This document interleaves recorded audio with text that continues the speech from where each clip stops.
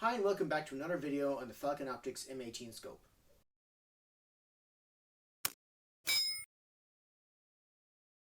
So in the first part we looked at the optical clarity. It was kind of hard to get across using my camera what it looks like. So I'm going to be doing that a little bit again. But what I wanted to show you in this video was the tracking and the return to zero of the turrets, which are probably the biggest upgrade over the old 4-14 and on this product and the newer ones in this product line, which use the 10mm per turn turrets and are just a little bit more accurate than the last ones. So what I did was I went out and I set up a target board at 100 meters because we're working in meters and centimeters here, not MOA. I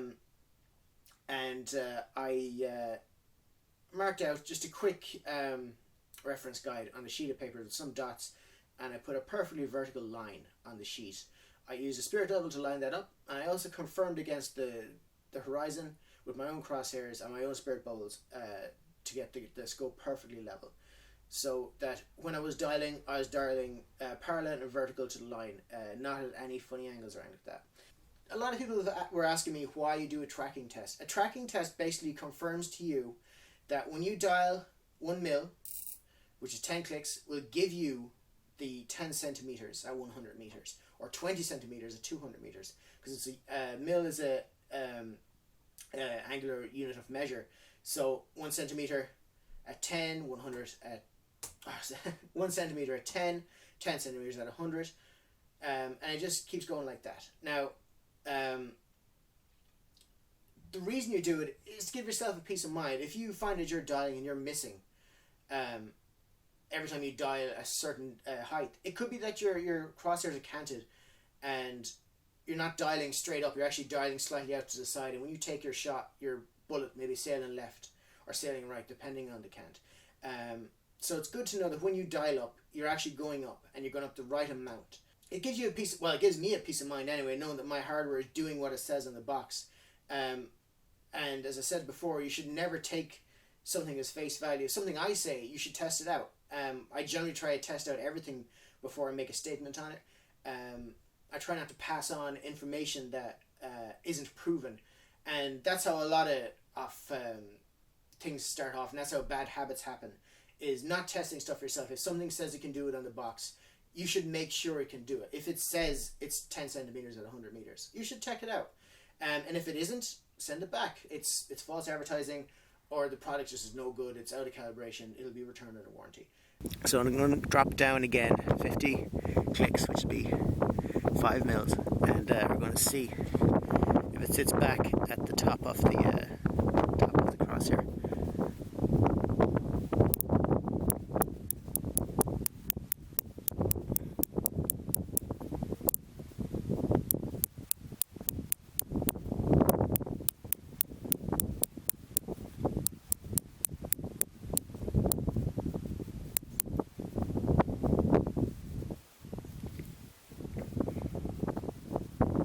Looks good. I'm going to take my hand off the board.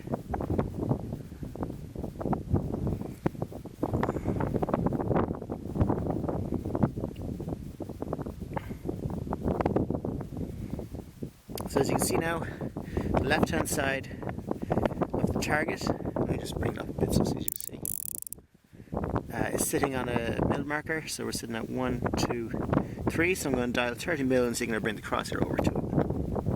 Or 30 clicks, sorry.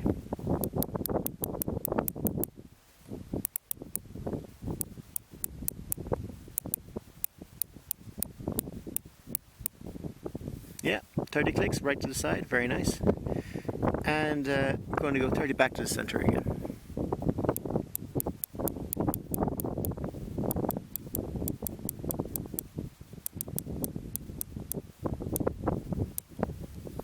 And sitting dead center, very good. Just to show that his first focal plane, I'm going to zoom out and you're going to see the reference to the target stays the same size.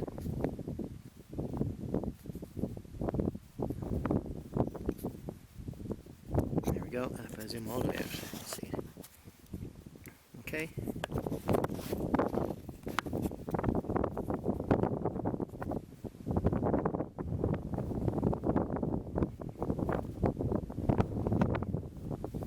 Okay, this is a test that I want to try out on this this Falcon. Basically, it's a quick return to zero because, especially if you're using 2.2s and stuff, you're dialing a lot and you want to hope that your zero is back where it's supposed to be. So you can see on the scope cam at the very top of the plumb line is where my crosshair is sitting. I'm sitting right on top of the sign, and the plumb line is just underneath it. You can see it behind it there. Now, on my turrets, I'm sitting at 7.6 on my elevation, and my wind is sitting at 0.2 left. Okay? So what I'm going to do is I'm going to just use the turrets. I'm going to dial around the scope cam. I'm going to dial it back into position and look at the turrets. And the turrets should be the same. So I'm just going to dial around now.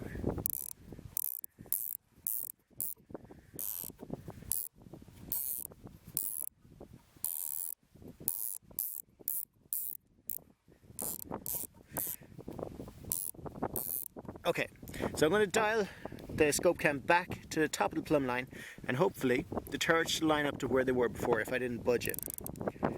Okay, so I can't see, I'm not looking at the windage. Dial it up now.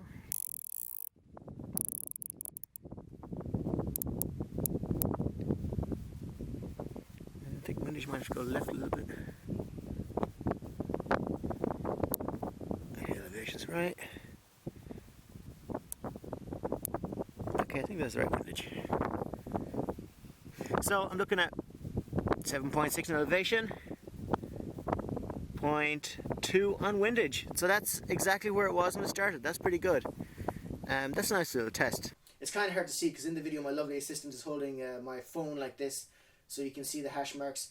I was down looking at the camera attached to the back of it, so I was way back here and way down, so I couldn't really see what was going on up here. I was just reaching up and turning the turrets like that. But yeah, it honestly, it comes back to zero almost perfectly. There is a slight margin of error, but that's down to the turrets themselves.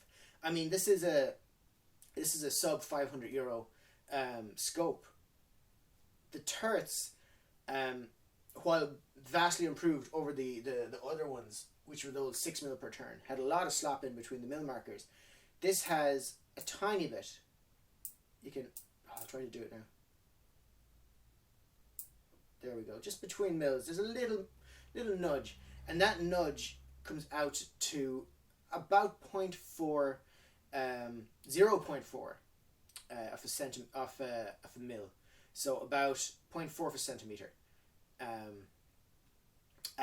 100 meters, which is small. I mean, considering if you're shooting 308 or 7.62, your bullet is over 7 millimeters. That's twice the margin of error off the scope. That margin of error is still below a lot of rifles. I mean, with a 10-22 shooting not match ready, not batched ammo, you're not going to get a group at 100 meters that's going to be affected by a 0.3 or a 0.4 of a centimeter at 100 meters. So even though there is an error in it compared to this one, which was much bigger, the error in this one was up near 0.7. It was a huge error, and that really can mess you up. But an error as small as 0.3, 0.4, that really doesn't mess you up that much. So I've been using it for a while now. I've shot 2 matches with it. I've used it a lot for hunting, and I really like it. The guys who have these with me as well, I really like them. They've commented on how sharp the picture is compared to the old ones. There is a little bit more aberration around the edges of the lens, but that seems to be a trade-off to get the sharpness. So as I said in the last video, if you're doing sub 500 meter, maybe sub 600 meter shooting, it's damn hard to beat this for the money. It's able to take recoil. I've tried it on the Win Mag with and without a brake. I haven't tried it on anything bigger, obviously, but it can take the Win Mag no problem without jumping. Its ability to give you a good crisp image inside, you're getting at least 3/4 of a perfectly crisp circle, and it just starts to get a little bit fuzzy and more fuzzier as you go to the edge. But again, you're looking at glass quality there versus something that would be €1,000 or more, or in my opinion one of the best glasses out there, which would be the IOR Valdada, which have chromatically corrected lenses, which fix that problem of the rainbowing effect on the corners and the distortion. But you're looking at a scope that's expensive. You're looking at a €3,000 scope. So now that you've seen the quick calibration tests I did, this is the rifle as it's been for a while. As you can see, it's the build components from the Remington 700 build, which is a AR adapter chassis just like this one. So you can take a standard AR-15 style stock, screw it on, and a standard pistol grip, which is brilliant. This is the Ergo grip. I think it's the Ergo tactical grip. It's slightly over molded. It's got a nice bit of a swell on it, so you don't have to have your full grip. You can have your hand out the far side and still get a good purchase on it, which is really nice for target shooting. So you can just get in there and just pull the trigger straight back without having to get a full-on grip and work against your body's natural tendency to squeeze in your thumb when you pull your front trigger, which can put you off if you're dealing in really precision type stuff. The buttstock though itself, the XLR Tactical, I think it's one of the middle of the range ones. It has adjustments in every way, in, out. The butt pad goes up and down, swivels left to right, so you can get a perfect seat in your shoulder pocket. And it has a nice foamed cheek rest, which I much prefer this to my Accuracy International cheek rest, which is the hard plastic. Well, I have it rubberized now, but this, especially if you have a beard, and everyone knows a beard makes you shoot better, makes your life an awful lot easier, where you're not sliding around on it, and you can get a good purchase on it. I want to do a proper review on this, so I'm not going to talk too much about it, but it's a fantastic little buttstock. When I seen it first, I was like, oh, it looks a bit flimsy, but it is, you can't budge it. It is perfect, and it's perfectly lined up to ride up on bags if you do a lot of bag shooting, or even your hand behind the back of it. So coming up in the next couple of weeks, we're well into deer season here now, and it's getting cold. So I'll be recording a few deer stalks, and we're also into rabbit eating season, where the rabbits are big enough and there's enough meat on their bones now to start taking them and cook up the bunny burgers and the sausages. So there's going to be a lot of hunting videos coming up over the next couple of weeks. I've set up a camera rig to use the camera you're looking right now, mounted on my AIAX chassis, so that when I'm going stalking, you'll be able to see what I see, which will be hopefully pretty cool. So thanks for watching, and see you guys next time.